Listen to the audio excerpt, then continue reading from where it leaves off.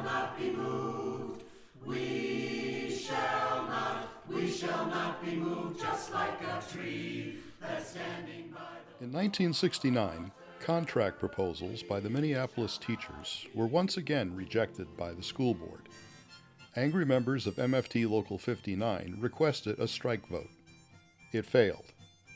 Then, in April of 1970, after being rejected yet again, a strike vote was overwhelmingly approved, even though Minnesota law was clear. It was illegal for public employees to strike. This is the story of the teachers who risked everything because they cared, and how their actions led to one of the nation's strongest labor laws, the Minnesota Public Employee Labor Relations Act, PELRA, in 1973. I was so scared there was not going to be any money coming in. I didn't know what I was going to do. Everybody was basically fired theoretically. I shouldn't say theoretically, you were fired if you went on strike. And let me tell you, that Wednesday morning, when you put that placard on your shoulder and walked down that sidewalk, you had quit your job. You had given up seniority. You had given up your salary. You had given up your pension, probably, if you weren't hired back. As a young teacher with a young family, we had twin daughters 5 years old and another daughter 3 years old. And what we were doing with the strike was illegal. There was a very real possibility that it could result in the loss of my livelihood. One of the great issues that the Board of Education had to deal with was Chapter 633 of the laws of '67, which denied the right of strike. And the consequences of denying that or of violating that were significant. The Board of Education, and I think I can say all of the administrators, certainly I felt very strongly for the teachers in that situation, because the penalty of Chapter 633 was probation for 2 years, no increase in salary, and a loss of tenure. This was a law, and the teachers knew that this was the law. Consequently, the board was bound by that law, and it was also bound by the process which was initiated under the meet and confer law. The hardline position taken by the governor and the school board was a reprisal by the legislature after 90% of teachers went on strike in 1948, then supported a janitor strike in 1951. In 1967, a law allowing the parties to meet and confer was passed as a way of preventing collective bargaining. Meet and confer, also known as the grovel and beg statute. Governor Levander actually said, I want you to open schools and we'll call out the National Guard if you need them to keep peace. We frankly didn't take kindly to his suggestion, but it was very powerfully stated, and there's no question we felt the impetus of that. During the 1960s, collective bargaining had been a major legislative issue, and the legislature passed what turned out to be a very weak bill, but it allowed teachers and or all public employees to meet and confer with their public employer. But you really could not negotiate a contract. You really couldn't discuss salary or working conditions under the meet and confer law. So that really set the stage for what ultimately became the strike in 1970. It was just a case where the school district came in and said to the teachers' council what they wanted to do or not to do. And that's what happened. And if there was a disagreement, the school district was in charge. The school district was in charge of, quote, negotiations. Those were not negotiations. We would make a presentation to the board's committee of what we felt were needed policy changes. We would make presentations on what we thought would be needed in terms of salary and fringe benefits. And the board would listen. The board's representatives, it was administration. Then they would say we need to caucus, and they would go down the hall. We could see them down the hall, and they would have a cup of coffee. We don't know what they talked about, but when they returned, they would say under the meet and confer law, the issue that we had brought up and that they were caucusing on was non-negotiable. The law that Minnesota had at that time, as you know, was totally inadequate. There was no provision for any employees, any public employees, to actually negotiate. It was just not there. In fact, there was no language at all that there was a no strike law, a law which said that teachers, no public employees could strike for any kind of improvements. It is about the only way that that was going to be changed was some form of dramatic militant action. Then in 1970, we had exactly the same situation. So that led then to the second vote to authorize the calling of a strike. And ultimately, we went on strike in the spring of 1970. The main reasons why we went out on strike, they were professional issues about our profession as an educator, as a teacher. And we felt that we should have more control over our profession and how much time we got to prepare and our curriculum and a lot of the professional issues that we knew better than anybody else. And that was a big struggle because the school board said, oh no, you guys can't have anything to say about those issues. That's our purview. We get to do that, not you. But I could see by going to many membership meetings after school, I was teaching, of course, English full-time, but Dale Holstrom and I and other officers, we went to a number of meetings around, and I could sense that this was different from 1969. I could sense a pretty solid movement that either there was going to be a reasonable contract reached in negotiations or there would be a strike. Proposals in 1970 included an increased salary schedule, but the main issue was not money. Several other issues were on the agenda. The establishment of a maximum class size in elementary school. One class in 5 in Minneapolis had over 30 students. A discipline policy, which would allow a teacher to have more of a voice in removing a disruptive student from the classroom. Collective bargaining, and a provision for professional preparation time for elementary teachers. Because the junior and senior high teachers had that. We had none. And so it was, you know, it's like when you're all day in front of the students, everything else went home with you. So sometime during the day to cut out a little space so you could get some of the schoolwork done during the day, your paid day, was important to elementary school. Yes, that prep time. Oh, that was just a godsend. For elementary teachers, I couldn't even go to the bathroom. When I said something at the meeting about not having a prep time, teaching all the subjects and having no prep time in 6th grade, and then if you taught 7th grade, you taught one subject a number of times, then you had a 50-minute prep. And one of the school board members said, why don't you put on a movie? After more than 2 months, negotiations broke down. When there seemed to be no answer to the impasse, the MFT leaders came before the membership to ask for a strike vote. Lyndon Carlson, Norm Moen, Dale Holstrom, and Colleen Shetman were representatives on the Teachers' Negotiations Committee. Colleen was the only woman on either side of the table. Much that the teachers were requesting had basis in fact. There was the issue of release time. There was the issue of preparation time. There was the issue of class size. There was the issue of salary and compensation. And there was also the transcending issue, in a sense, from the point of view, well, I could say the board, but certainly the superintendent, when we were out of money, literally. And the prospect of going to community for 9, 10, or 12, or 15 mills was a difficult thing to contemplate at that time in history when money was seen to be scarce all around. I don't think they wanted to surrender authority that they believed they had, inherent managerial authority. He was well-intentioned. I think he adopted a hands-off policy, and I think that may have been a mistake. He relied on his subordinates. We were hoping he would have taken a more active interest in the process. The day before the strike, he called me and requested a meeting downtown I think it was at the Minneapolis club.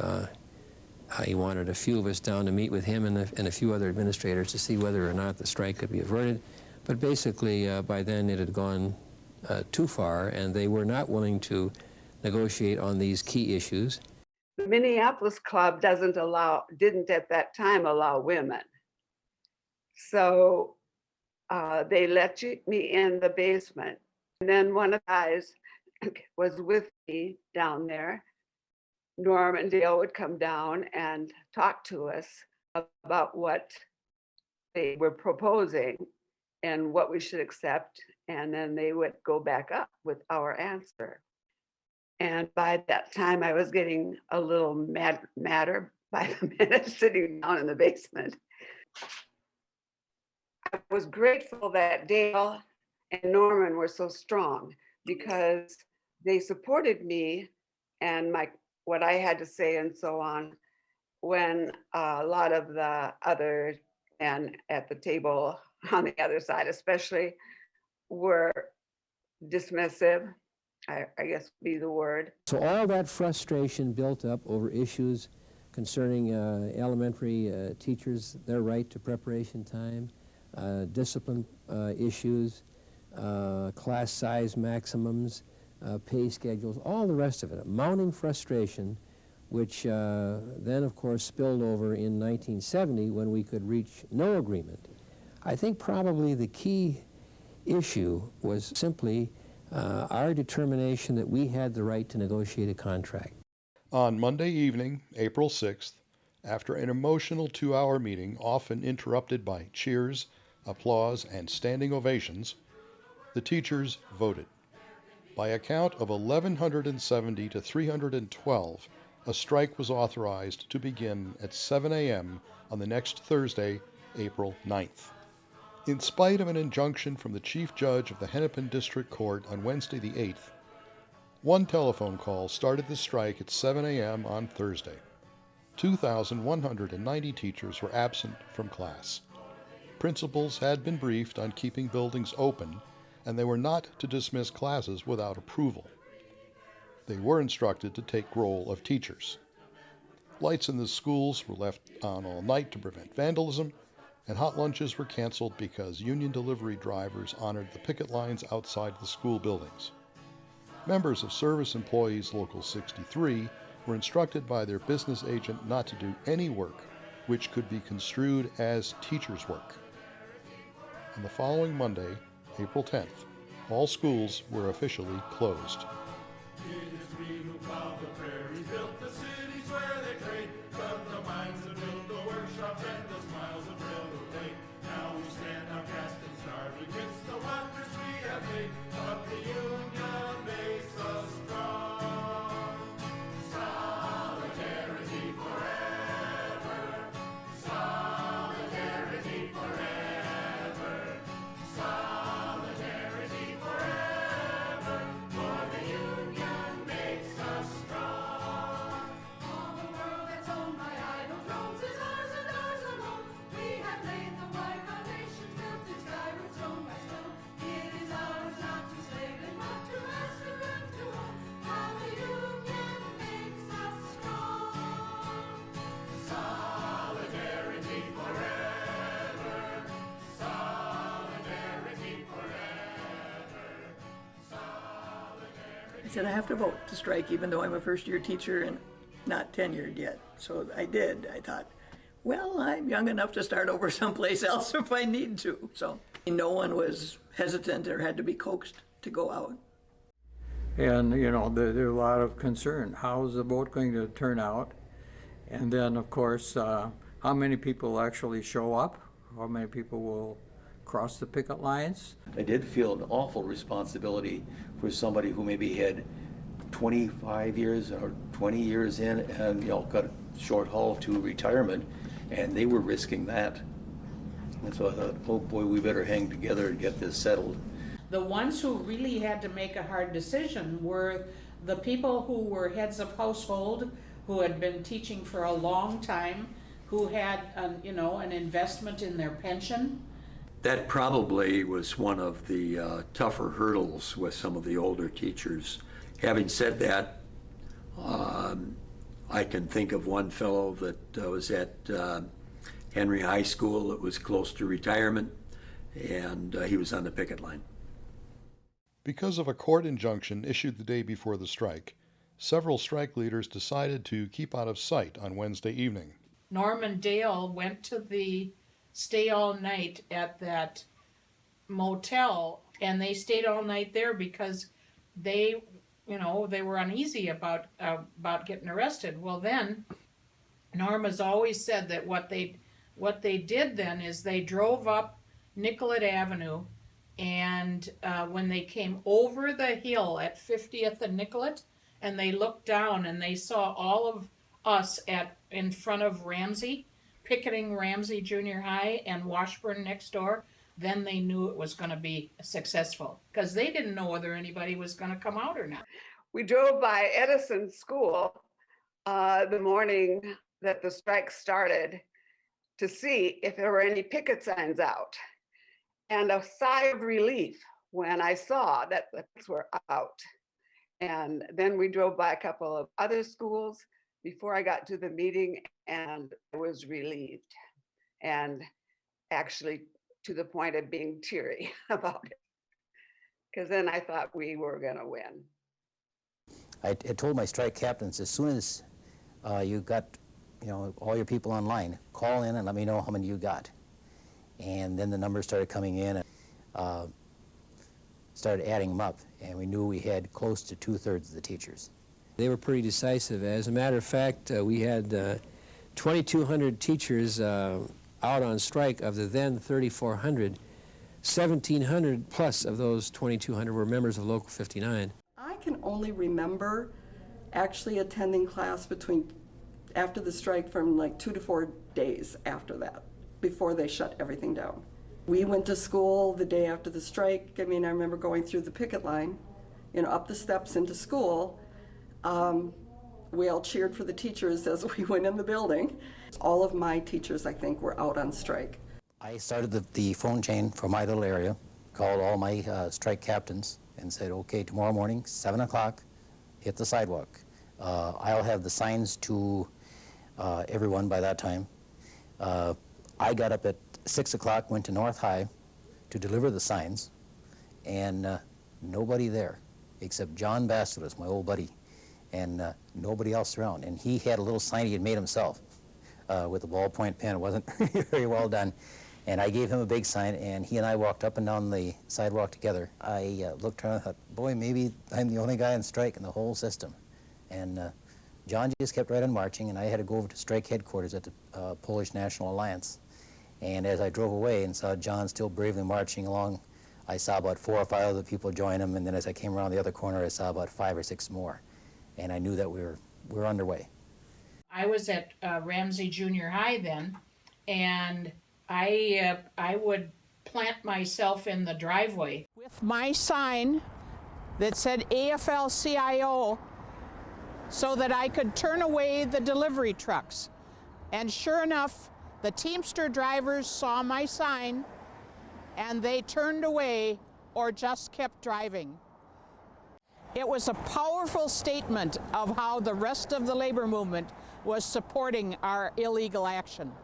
I felt really close to the people that I was on strike with, and the weather wasn't a lot of help because it got really nasty wintry weather for April. It would have been much more comfortable being inside a building at that time, but that wasn't what we were asked to do, and that was fine. It's like sometimes weather isn't comfortable, and it wasn't comfortable being the first-year teacher out there.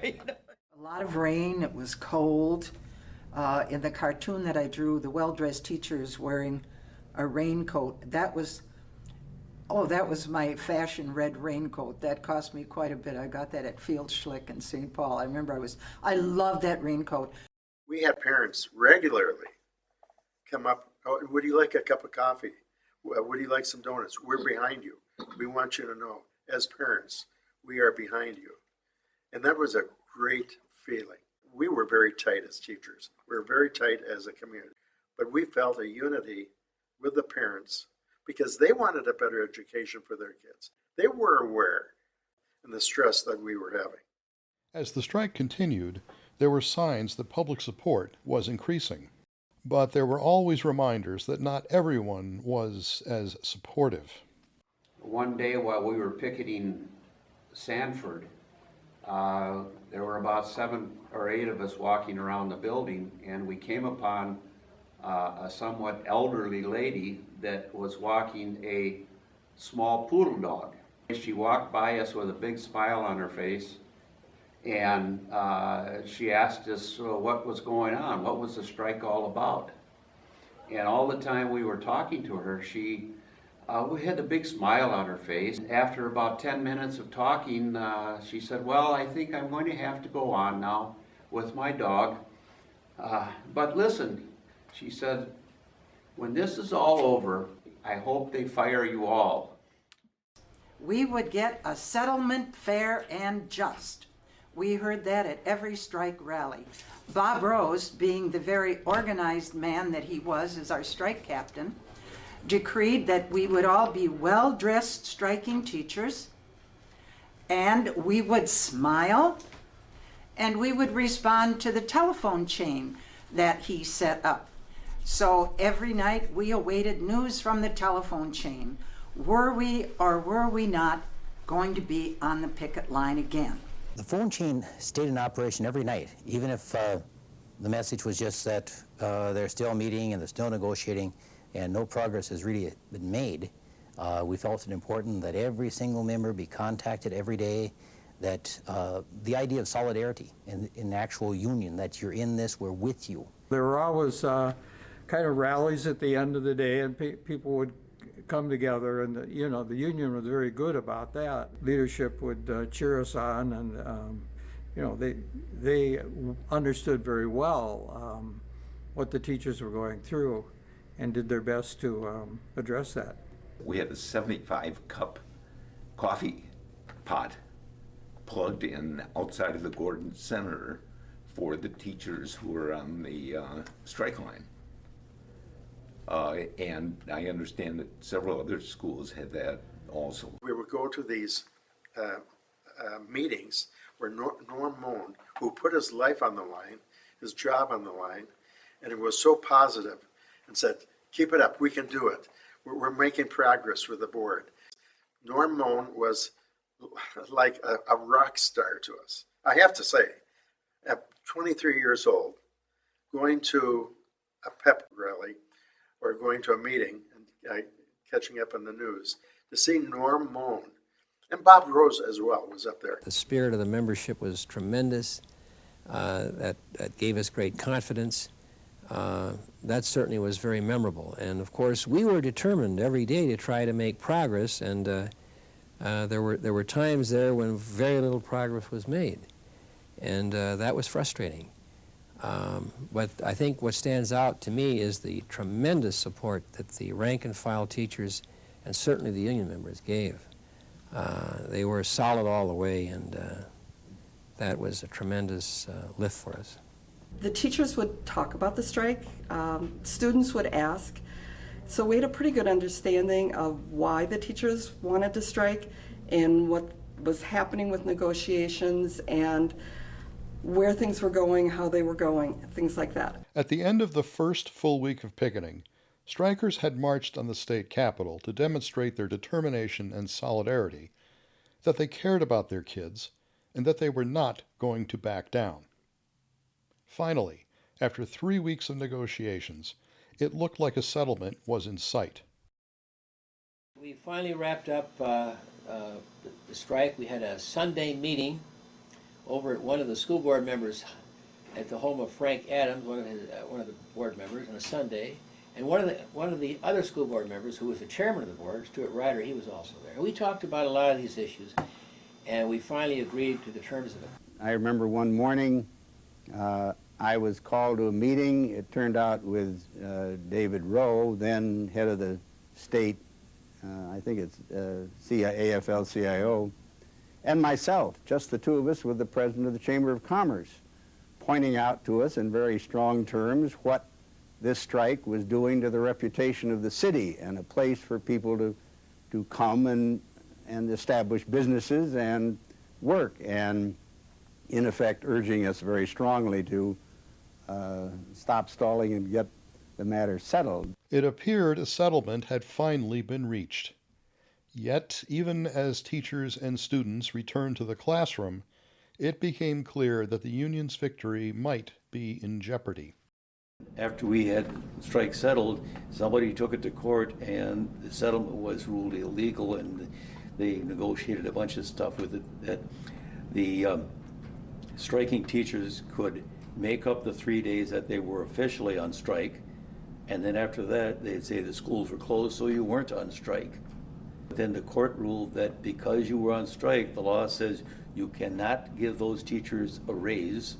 The fact that we settled the strike and everybody went back to work under an agreement that was immediately challenged by a citizens group, taxpayer group, which postponed the financial settlement for teachers. That's the way it stood.